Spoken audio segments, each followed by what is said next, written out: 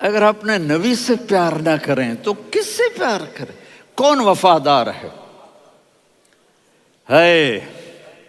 قیامت کا منظر ہوگا، میں اپنی بیگم سے کہوں گا میں تمہیں نہیں پہچانتا، میرے رب کی قسم، یوم یفر المرء من اخیہ وامہ وابیہ وصاحبتہ وبنیہ یود المجرم لو یفتدی یومئذ من یومئذ بنیہ وصاحبتہ واخیہ وفصیلتہ التی تؤویہ ومن فی الارض جمیعا کلا، قیامت کے دن میں کہوں گا صفیہ میں تمہیں نہیں پہچانتا، یہ کہے گی مولانا صاحب میں آپ کو نہیں پہچانتی، یہ یوسف میرا بیٹا بیٹھا ہے، میں کہوں گا کون ہو، کہاں سے آئے ہو؟ یہ کہے گا ابا آپ کون ہو، کہاں سے آئے ہو؟ بھائی بھائی کو نہیں پہچانے گا۔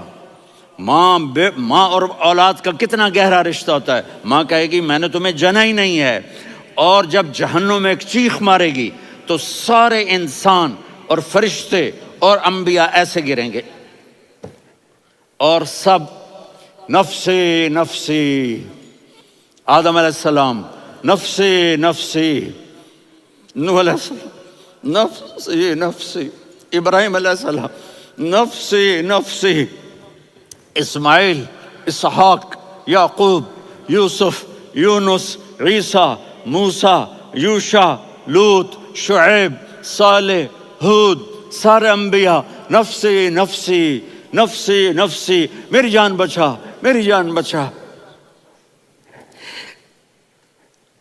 ایک طرف سے ایک آواز آئے گی، ایک آواز آئے گی، امتی امتی، واہ یا رسول اللہ ہم آپ پہ قربان جائیں۔ جس دن ماں نہیں پوچھ رہی، نبی نہیں پوچھ رہے، بیٹا نہیں پوچھ رہا، بھائی نہیں پوچھ رہا، یا رب امتی امتی، یا رب امتی امتی، یا اللہ میری امت، یا اللہ میری امت، یا اللہ میری امت، تو نظریں طواف کریں گی، یہ آواز کہاں سے آ رہی ہے؟ یہ کون بول رہا ہے؟ سب سے الگ کون ہے جو امتی امتی کہہ رہا ہے؟ جب نظریں آواز کی طرف چلتے چلتے چلتے چلتے پہنچیں گی تو وہاں میرے آپ کے جولی پھیلا کے کھڑے، یا اللہ میری امت کو، یا اللہ میری امت کو۔ کون سی امت جو ساری زندگی شرابیں بیچتے رہے، جوئے کھیلتے رہے، زنا کرتے رہے، سود کھاتے رہے، جھوٹ بولتے رہے، چوریاں کرتے رہے، ڈاکے مارتے رہے، میرا نبی کہہ رہا ہے میری امت کو بچا لے، میری امت کو بچا۔ تو اس سے پیار نہ کرے تو اور کس سے کرے؟ موت پہ رشتے ٹوٹ جاتے، میرے نبی نے اس دن بھی اپنے رشتے کو نہیں توڑا۔ ابراہیم جیسی شخصیت کہیں گے سنو اے اللہ تیری میری دوستی کا واسطہ مجھے بچا لے، تیری میری دوستی کا واسطہ مجھے بچا۔ عیسیٰ علیہ السلام کہیں گے یا اللہ میں اپنی ماں مریم کا بھی سوال نہیں کرتا، میری جان بچا لے، مریم جانے تو جانے میری عیسیٰ۔ 5 بڑے رسول ہیں، نوح، ابراہیم، موسیٰ، عیسیٰ، محمد صلی اللہ علیہ الصلوات والتسلیمات۔ عیسیٰ علیہ السلام کہیں گے یا اللہ میں اپنی ماں مریم کا بھی سوال نہیں کرتا، میری جان بچا۔ اور میرا نبی کہے یا اللہ میری امت کو بچا لے۔ کون سی امت؟ انہوں نے ساری زندگی اس کا مذاق اڑایا۔ میرا نبی کہتا دفع ہو جاؤ، دور ہو جاؤ میری نظروں سے، تم نے میری نسل کو قتل کیا، تم نے میرے گھرانے کو اجاڑ دیا۔ سب کو بلا یہ نہیں کہیں گے یا اللہ میری امت کے نیکوں کو بچا لے، میری امت کے متقی، میری امت کی رابعہ بصری، جنید بغدادی کو بچا، نہیں یا اللہ ساری امت کو میری جھولی میں ڈال دے، ساری امت کو میری جھولی میں ڈال۔ یہاں اللہ کہے گا وَلَسَوْفَ يُعْطِيكَ رَبُّكَ فَتَرْضَىٰ۔ معافی چاہتا ہوں میں جذباتی ہو گیا ہوں۔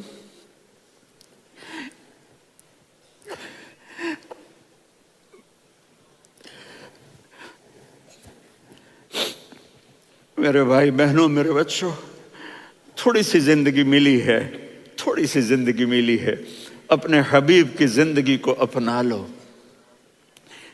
میں تھوڑے تھوڑے اشارے کر کے بتا دیتا ہوں۔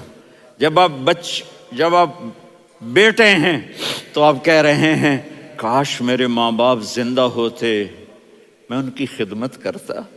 پھر فرمایا اور نہیں تو میری ماں تو ہوتی، چونکہ ماں کو دیکھا ہے نا، باپ کو دیکھا نہیں ہے، تو فرمایا کاش میری ماں زندہ ہوتی اور میں عشاء کی نماز کے لیے مصلی پہ کھڑے ہو کے الحمدللہ رب العالمین پڑھ رہا ہوتا، اور ادھر سے میری ماں مجھے بلاتی محمد، تو میں نماز توڑ کے کہتا جی اماں جان میں آ رہا ہوں، نماز پھر پڑھا دوں گا۔ اپنے والدین کی عزت کرو۔ یہاں کا بڑھاپا بڑا خوفناک ہے کہ اولادیں چھوڑ جاتی ہیں اور ماں باپ ٹوائلٹ جانے سے بھی عاجز ہوتے ہیں۔ اپنی ماں کی دعا لو، اپنے باپ کی دعا لو۔ میرے نبی نے فرمایا ہاں عمر، میرے بعد ایک آدمی آئے گا، اس کا نام ہوگا اویس، اور وہ قرن کی شاخ سے ہوگا۔ ہو گیا ٹائم؟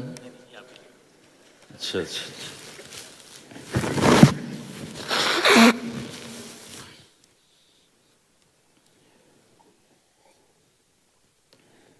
اس سے دعا کرانا، علی آپ بھی، عمر آپ بھی۔ یا رسول اللہ کس لیے؟ کہ اس نے ماں کی ایسی خدمت کی ہے کہ جب ہاتھ اٹھاتا ہے اللہ اس کے ہاتھ خالی نہیں لوٹاتا۔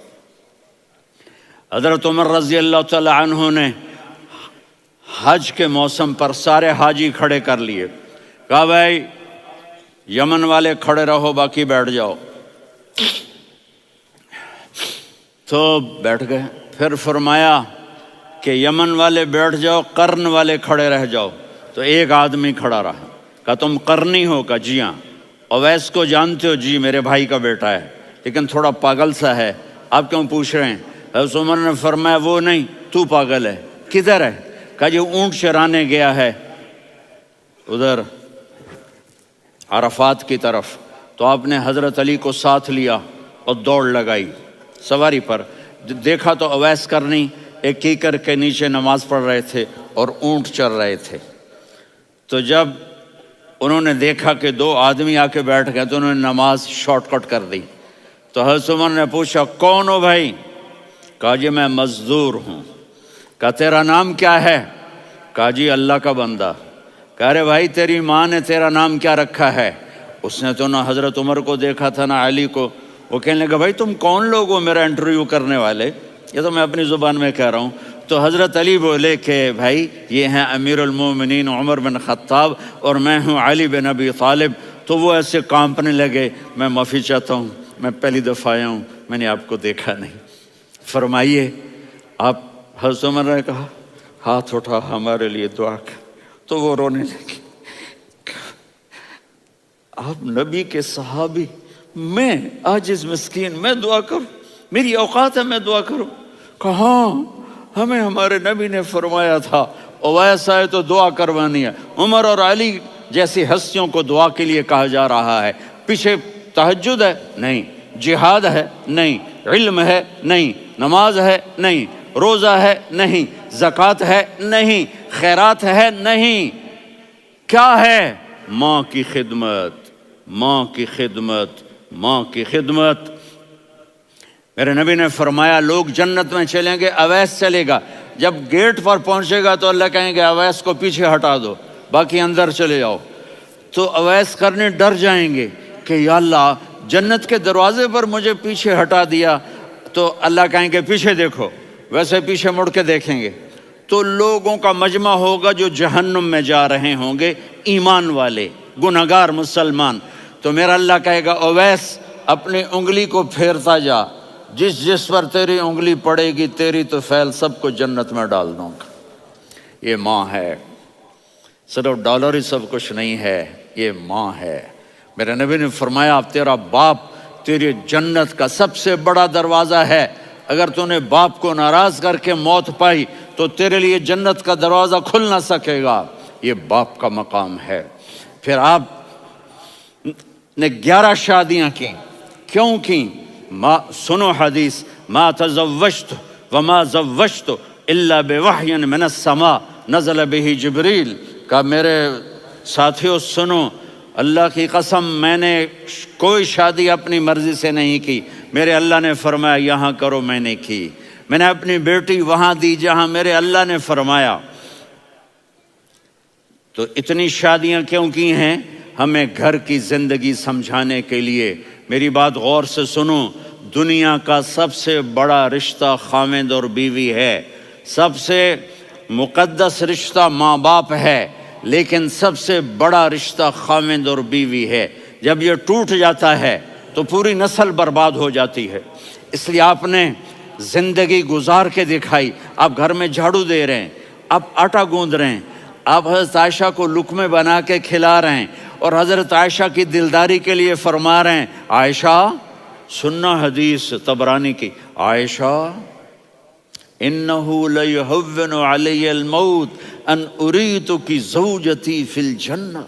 عائشہ مجھے جب سے پتا چلا ہے نا کہ تو جنت میں میری بیوی ہے تو مجھے تو مرنے کا شوق لگ گیا ہے.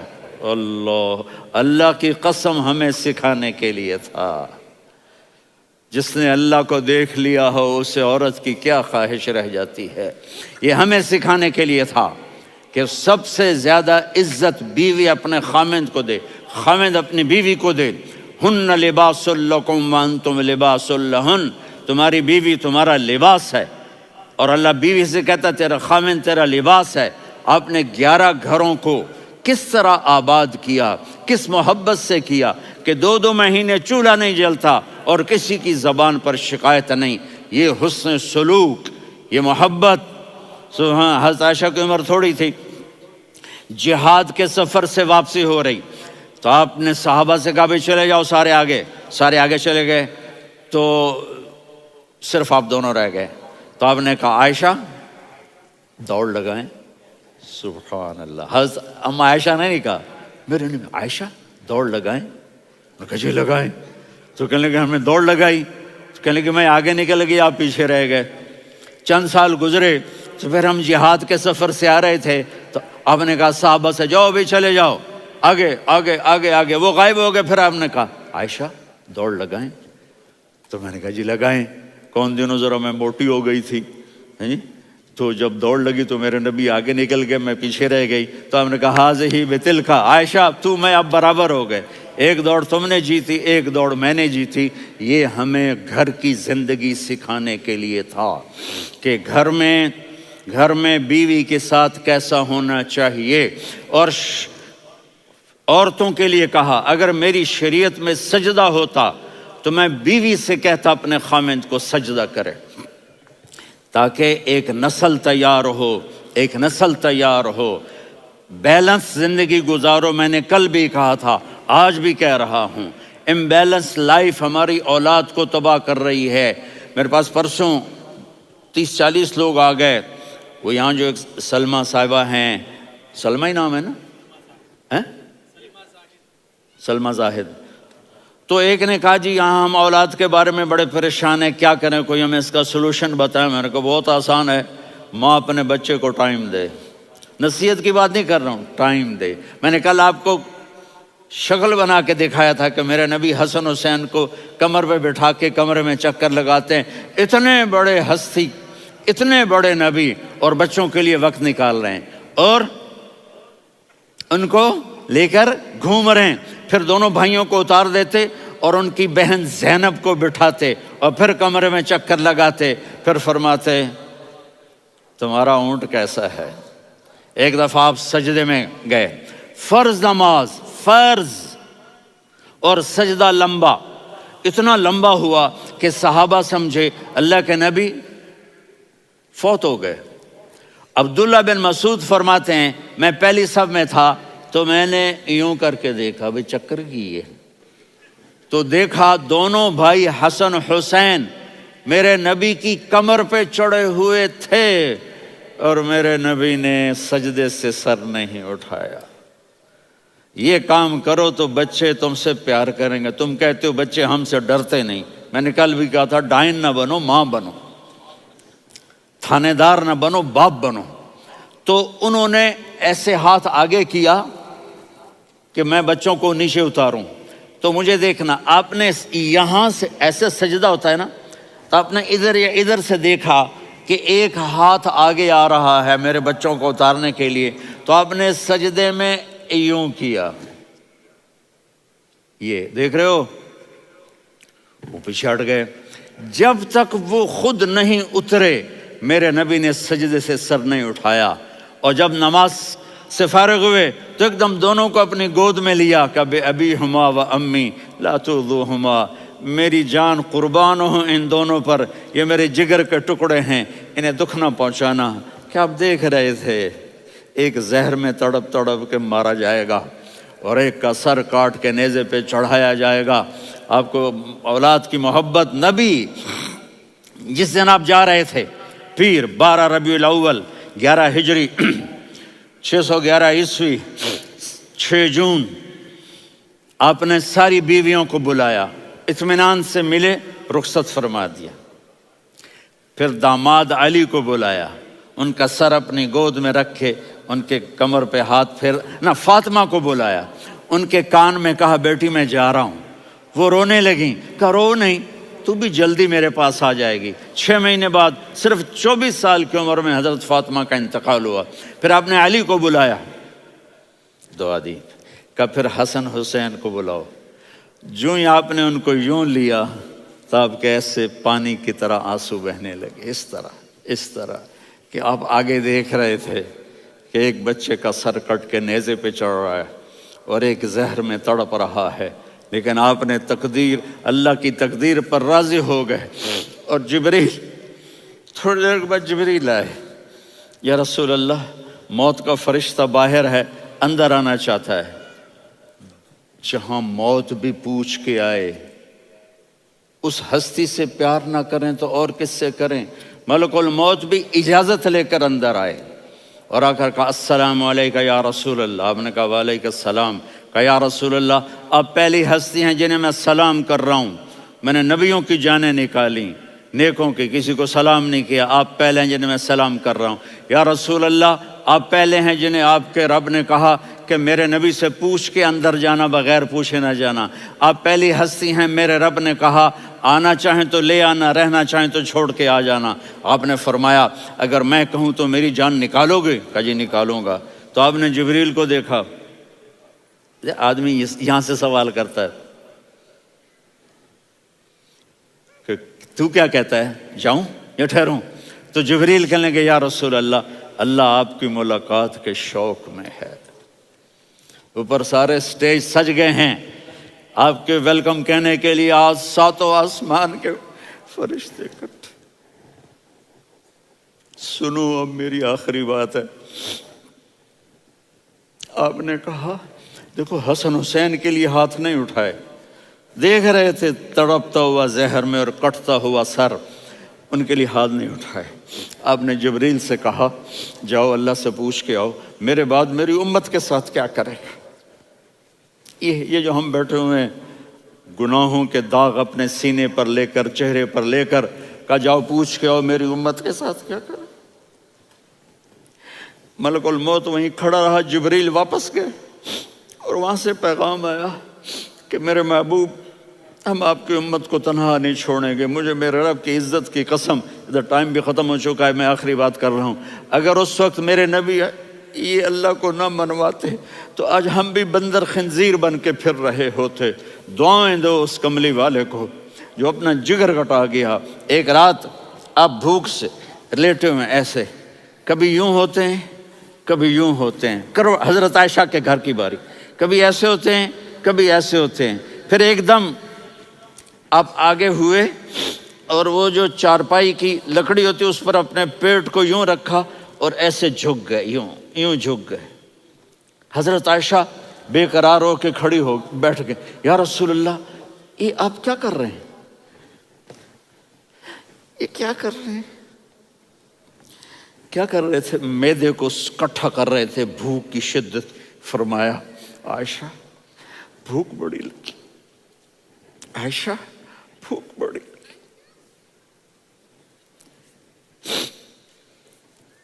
جس کے لیے کائنات بنائی. عائشہ بھوک بڑی لگی تو حضرت عائشہ رونے لگی. یا رسول اللہ، آپ یوں ہاتھ اٹھائیں گے اور آپ کے لیے سب کچھ آ جائے گا، آپ مانگتے کیوں؟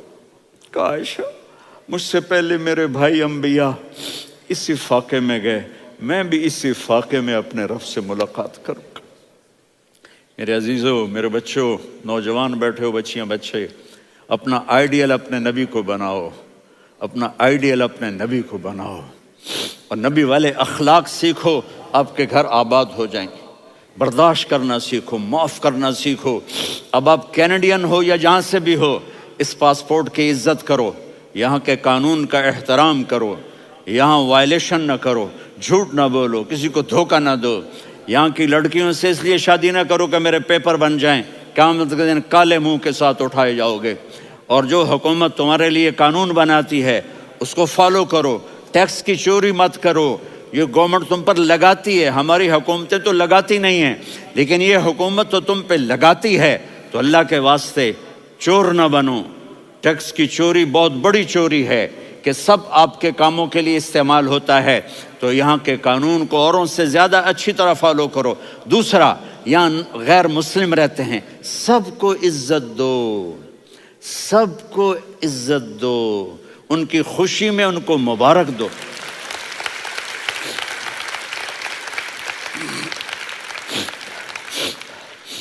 وہ ان پہ غم آئے تو جا کے ان کے دکھ درد کو بانٹو.